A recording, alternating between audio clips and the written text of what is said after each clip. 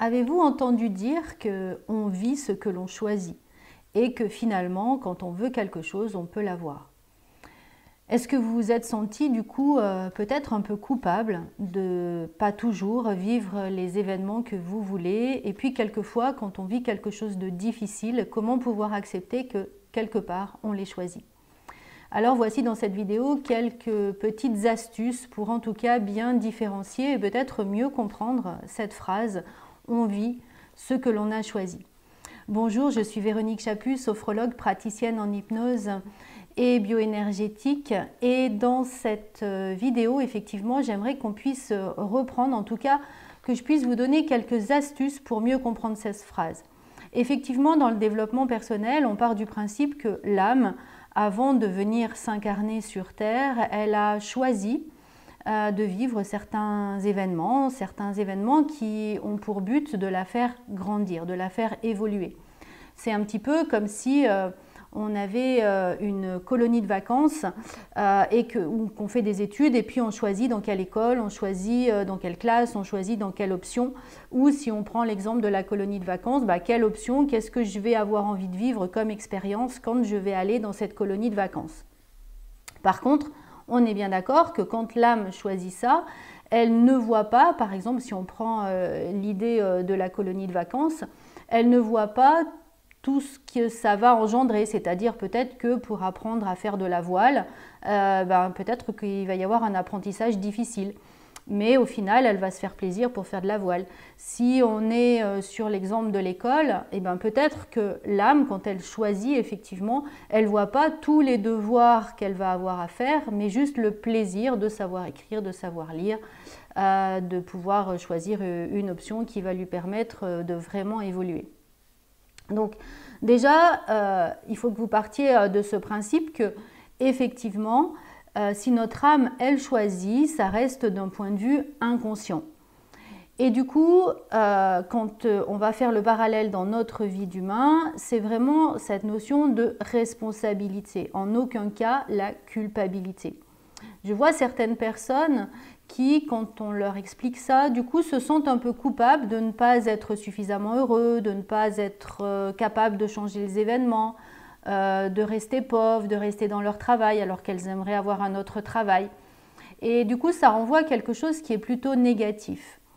Et c'est là l'erreur. En fait, de pouvoir imaginer qu'on a choisi de vivre nos événements, c'est dans l'idée de pouvoir reprendre le pouvoir au contraire, de pouvoir être responsable. On est responsable effectivement de ce qu'on choisit, de ce que l'on dit, de ce que l'on est. C'est-à-dire qu'à tout moment de notre vie, on peut dire stop et pouvoir vraiment changer de direction. On peut aussi refuser de vivre une situation difficile. Par exemple, si on tombe sur un mari qui est violent ou qui ne nous respecte pas, on peut aussi choisir de divorcer. Si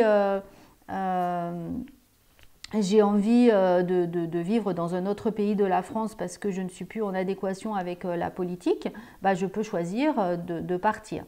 Quelquefois, on ne le fait pas parce qu'on a des désavantages, mais ça, c'est le choix. On ne peut pas avoir dans le choix, on est obligé de lâcher quelque chose pour pouvoir récupérer pleinement une autre possibilité. Donc, c'est dans ce sens-là où on va être responsable, c'est-à-dire qu'on a le dernier mot et on peut vraiment choisir. Alors effectivement, sur un deuil, on n'a pas ce choix-là. Par contre, lors d'un deuil, on peut choisir de croire par exemple en la réincarnation, on peut choisir de croire en Dieu, on peut choisir de croire que la personne est libérée de ses difficultés. Et puis, on peut choisir d'être heureux ou malheureux en sachant que le temps, et c'est aussi là-dessus qu'il faut avoir la foi, que le temps va finir par guérir nos blessures, nos cicatrices, et même si on ne peut pas oublier la personne qui est partie, la douleur peut commencer à s'estomper d'un point de vue physique si chaque jour on fait un petit pas dans cette solution-là. Par contre, la culpabilité, c'est vraiment d'avoir choisi quelque chose volontairement de négatif. Et là, on pourrait se sentir coupable, c'est-à-dire si j'ai menti et que j'ai fait du mal à quelqu'un, je peux me sentir coupable parce que je l'ai fait volontairement. Alors en principe, malheureusement, quand les gens le font volontairement, ben, derrière, ils ne se sentent pas tellement coupables, ils sont plutôt fiers d'eux. Mais c'est la seule possibilité où on pourrait éventuellement se sentir coupable. Et maintenant, ce sentiment de culpabilité, on peut à nouveau le transformer en étant responsable, puisque la culpabilité va nous tourner vers le passé en nous obligeant à ne plus vivre dans le moment présent, mais toujours tourner vers le passé, vers ce pourquoi, et le pourquoi n'a jamais de réponse. Donc quand on veut sortir de la culpabilité, eh bien, tout simplement, on se remet dans le moment présent en se disant « Ok, j'ai peut-être fait une erreur. Maintenant, cette erreur, comment je peux la faire évoluer? Comment je peux la changer ?» Et mettre tout en place, c'est notre responsabilité, mettre tout en place pour pouvoir avancer et transformer notre présent et donc, par ricochet, notre futur.